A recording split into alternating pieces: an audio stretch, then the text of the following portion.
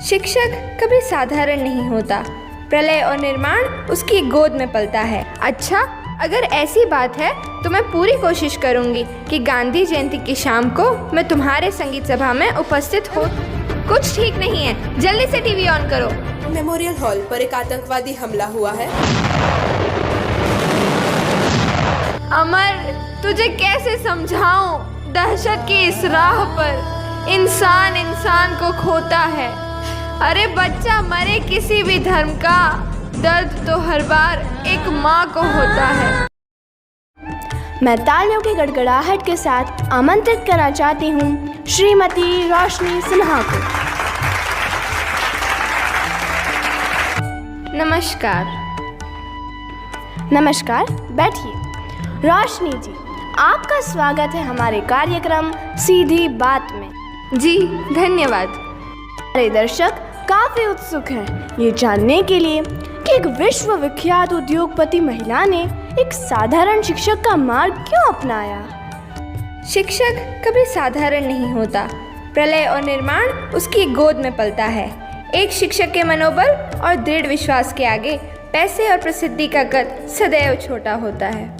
रोशनी जी, आप हमें रूबरू कराइए अपने प्रेरणा स्रोत से, जिन्होंने यह ज्योति आपके दिल में जगाई, जिसके उजाले से हजारों लोगों के जीवन से अंधेरे दूर हुए।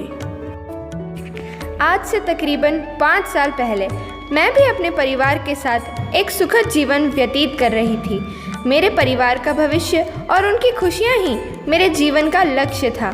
लेकिन वो कहते हैं ना, जिंदगी जीना आसान नहीं होता, बिना संघर्ष के कोई महान नहीं होता, और जब तक न पड़े हथौड़े की चोट, पत्थर भी भगवान नहीं होता। फिर कुछ ऐसा हुआ मेरे साथ कि जो रोशनी आपको एक दिए की तरह प्रज्वलित दिखाई देती है, वह एक ज्वालामुखी की तरह दहक उठी थी। 5 वर्ष पूर्व अतीत में 10 सितंबर 2016 प्रातः 8 बजे रोशनी का घर। जिस प्रकार वन में सुंदर खिले हुए फूलों वाला एक वृक्ष अपनी सुगंध से सारे वन को सुगंधित कर देता है, उसी प्रकार एक सुपुत्र सारे कुल का नाम रोशन कर देता है। बेटे, मुझे पूरा यकीन है कि तुम मेरा नाम ज़रूर रोशन करोगे। माँ की ममता और पिता की क्षमता उसके पुत्र की काबिलियत में साफ झलकती है। माँ, मैं पूरी कोशिश करूँगा कि आपकी उम्मीदों पर खरा उतर सकूँ। मेरे बेटे अमर, तू लाखों में एक है। पर माँ, मुझे आपसे एक शिकायत है। आप हमेशा अपने ऑफिस के कामों में ही व्यस्त रहती हैं। आपके पास तो हमारे लिए समय ही नहीं है, और पापा अपने कंपनी के कामों में विदेशों में व्यस्त रहते हैं। बेटा, मैं इतनी मेहनत तो आप ही के लिए करती हूँ। मैं इसीलिए इतना व्यस्त रहती हूँ कि आपका भविष्य सुरक्षित कर सकूँ। पर इस बार कोई बहाना नहीं चलेगा। मेरे गांधी जयंती पर होने वाले संगीत सभा में आपको निश्चित आना होगा। बेटा, हम अपनी जिम्मेदारियों में व्यस्त रहते हैं, इसका मतलब यह नहीं कि हम आपसे प्यार नहीं करते। पर माँ, यह कार्यक्रम तो शाम को होने वाला है, तो आप अपना काम खत्म करके भी तो आ सकते हैं। अच्छा, अगर ऐसी बात है तो मैं पूरी कोशिश करूंगी कि गांधी जयंती की शाम को मैं तुम्हारे संगीत सभा में उपस्थित हो सकूं। चलो, अब अपनी माँ को एक प्यार भरी स्माइल दे दो। धन्यवाद माँ। रोशनी अपने नए प्रोजेक्ट के कार्य में व्यस्त होने के कारण अपने बेटे से किए हुए वादे को पूरा नहीं कर पाई। 2 अक्टूबर 2016 शाम 7 बजे रोशनी का ऑफिस। मुझे ये प्रोजेक्ट 3 महीने में किसी भी हाल में पूरा करना है। इसके लिए हमें दिन रात एक करने होंगे। पर मैडम, हमारे अधिकारियों द्वारा दी गई सूचना के आधार पर जहां हम नया प्रोजेक्ट शुरू करने जा रहे हैं, वह एक रिहायशी इलाके में है। उसके लिए क्या हमें मंजूरी मिलेगी? वह सब तो मुझ पर छोड़ दो। आप लोग अपने कामों में जुट जाइए। पर मैडम, फैक्ट्री वो भी रिहायशी इलाके में, लोगों के स्वास्थ्य पर इसका दुष्प्रभाव तो नहीं पड़ेगा?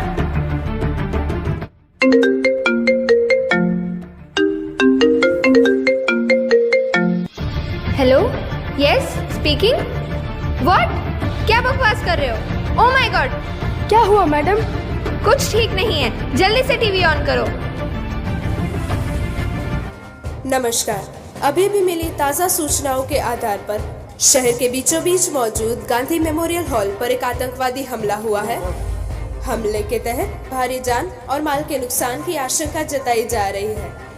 कहा जा रहा है कि गांधी जयंती के उपलक्ष्य में वहां एक संगीत सभा का कार्यक्रम चल रहा था और हॉल दर्शकों से खचाखच भरा हुआ था। उसी दौरान कुछ दहशतगर्दों ने अपना खूनी खेल रचाया। क्या हुआ मैडम, आप बहुत ही परेशान दिखाई पड़ रहे हो। गांधी मेमोरियल हॉल में आतंकवादी हमला हुआ है। वहाँ आज मेरे बेटे अमर का कार्यक्रम था। मुझे अभी निकलना होगा।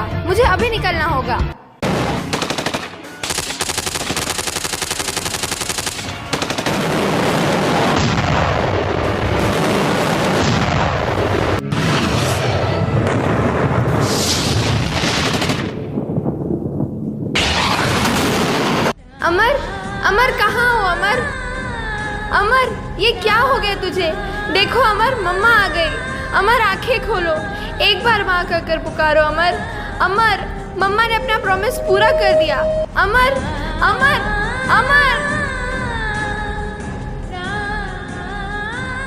एक बार फिर बंदूक की गूंज से वतन की शांति खोई।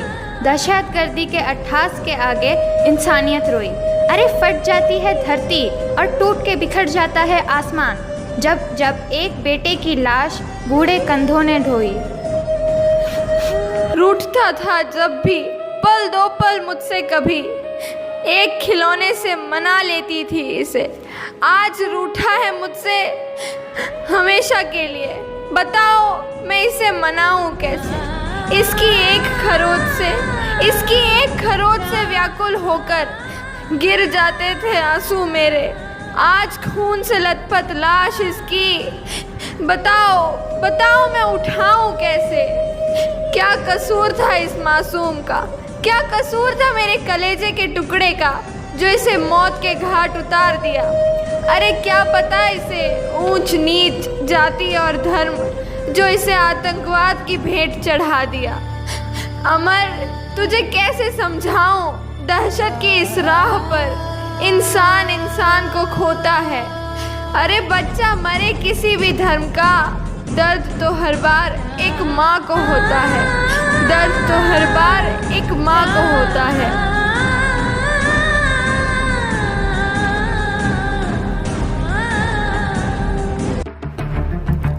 अब दर्द हुआ तुम्हें? उस समय कहाँ गया था तेरा दर्द जब हम लोगों पर अत्याचार हो रहे थे? कहाँ थे तब तुम लोगों के आंसू जब हमारा खून बह रहा था? ये तो आगाज है हमारा, इसका अंजाम देखकर रूहें कांप उठेंगी तुम्हारी। यह केवल आतंकवादी हमला नहीं, बल्कि यह एक कड़ा प्रहार है हमारे आत्मसम्मान पर, हमारे राष्ट्रवाद पर। यह एक मासूम की हत्या नहीं, बल्कि हत्या है इंसानियत की। आखिर कब तक रोते बिलखते रहोगे? अब समय आ गया है इन्हें बताने का कि हमने भी कोई चूड़ियां नहीं पहन रखी है। समय आ गया है इस देश की मिट्टी का कर्ज चुकाने का। बदला! जब जीवन का आनंद, लक्ष्य और जीने की वजह ही हमसे छीन ली जाए तो ऐसा जीवन मृत्यु के समान है। प्रतिशोध का ज्वालामुखी मेरे सीने में धधक रहा है। क्रोध व अशांति मेरी नसों में लावा बनकर बह रहा है। खून व बदला मेरे सर पर सवार है। मैं बदला लूंगी अपने मासूम के हथियारों का। बदला! रोशनी आग के बदले आग पूरे विश्व को अंधा कर देती है। नफरत से नफरत पैदा होती है और हिंसा से हिंसा। याद रखो, ऊंचाई पर वही पहुंचते हैं जो प्रतिशोध के बदले परिवर्तन की सोच रखते हैं। हिंसा को त्याग, प्रेम को अपनाओ। प्रेम की शक्ति हिंसा की शक्ति से हजारों गुना अधिक शक्तिशाली है। तो क्या मैं उन पापियों को क्षमा कर दूं? भूल जाऊं मेरे मासूम की हत्या, मेरे परिवार की तबाही? मैंने हमेशा कहा है, पाप से घृणा करो, पापी से नहीं। हमें मानवता में कभी विश्वास नहीं खोना चाहिए। मानवता सागर के समान है। यदि सागर की कुछ बूंदें गंदी हो जाएं, तो पूरा सागर गंदा नहीं होता। मानवता? ये दानव प्रेम की भाषा नहीं समझते। ये दहशतगर्द दीमक की तरह है जो हमारे देश, समाज और संस्कृति को खोखला कर देंगे। इनको जड़ से उखाड़ने में ही भलाई है। तुम क्या समझती हो चंद आतंकवादियों को नष्ट करवाकर आतंकवाद को जड़ से खत्म कर दोगी? नहीं, बल्कि वो फिर आएंगे, अधिक संख्या में आएंगे। आतंकवाद एक सोच है और तुम्हें उस सोच को नष्ट करना होगा, और इसका एक ही उपाय है, सत्याग्रह। सत्य के लिए आग्रह। बदले की भावना छोड़ बदलाव का रुख अपना। पर इतना बड़ा बदलाव किसी एक इंसान की बस की बात नहीं है। अपने प्रयोजन में दृढ़ विश्वास रखने वाला एक सूक्ष्म शरीर इतिहास के रुख को बदल सकता है। अपने नाम की भांति अपने ज्ञान की रोशनी से इन भटके हुए युवाओं की अज्ञानता रूपी अंधकार को दूर करो। फिर देखना, एक एक करके पूरी दुनिया तुम्हारे साथ जुड़ती चली जाएगी और अंत में जीत तुम्हारी ही होगी। सत्याग्रह, सत्याग्रह, सत्याग्रह। और इस प्रकार महात्मा गांधी के आदर्शों को आत्मसात कर रोशनी ने बदले की भावना छोड़ बदलाव का रुख अपनाया। रोशनी जी, आपका जीवन वाकई प्रेरणादायक है। तो आपका मानना है कि शांति व अमन का पाठ पढ़ने के लिए हर व्यक्ति को शिक्षक बन जाना चाहिए? नहीं, ऐसा नहीं है। हम लोग शिक्षक शब्द को बहुत संकुचित रूप में लेते हैं। ज़रूरी नहीं कि जो अध्यापन का कार्य करे वही शिक्षक है, बल्कि हर व्यक्ति जो हमारे आसपास है, जो हमारे विचारों को प्रभावित करता है, चाहे वह माता पिता हो, भाई बहन हो, दोस्त हो या फिर कोई धर्म गुरु, वह सभी शिक्षक स्वरूप ही है। और यह सभी मिलकर पूरी शक्ति से युवाओं को सही मार्गदर्शन दे तो पूरे विश्व से आतंकवाद का नामो निशान मिट जाएगा। धन्यवाद रोशनी जी, आपके त्याग और बलिदान को कोटि कोटि वंदन।